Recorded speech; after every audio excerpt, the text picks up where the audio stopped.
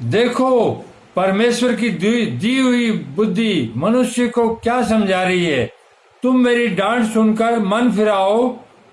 बुद्धि मनुष्य को डांट रही है, मेरी बुद्धि मुझे डांट रही है क्योंकि मैं गलत कार्य कर रहा हूं।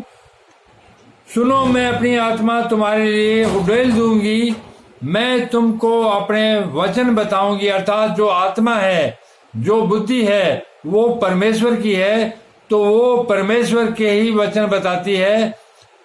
मैंने तो पुकारा परंतु तुमने इनकार किया।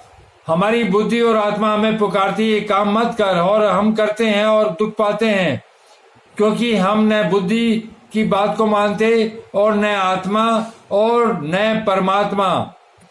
मैंने तो पुकारा परंतु तुमने इनकार किया, और मैंने हाथ फैलाया परंतु किसी ने ध्यान नहीं दिया।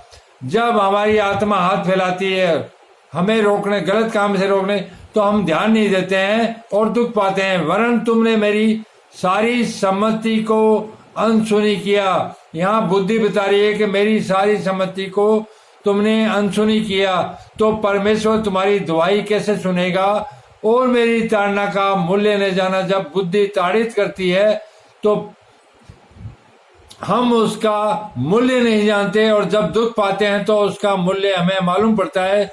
इसलिए मैं भी तुम्हारी विपत्ति के समय हंसूंगी। जब मुझ पर कोई विपत्ति आएगी तो मेरी बुद्धि मेरे पर हंसेगी, और जब तुम पर भय आ पड़ेगा, वरन आंधी के समान तुम पर भय आ पड़ेगा, और विपत्ति वामंडर के समान आ पड़ेगी, और तुम संकट और संकेती में फंसोगे, तब मैं ठट्ठा करूंगी।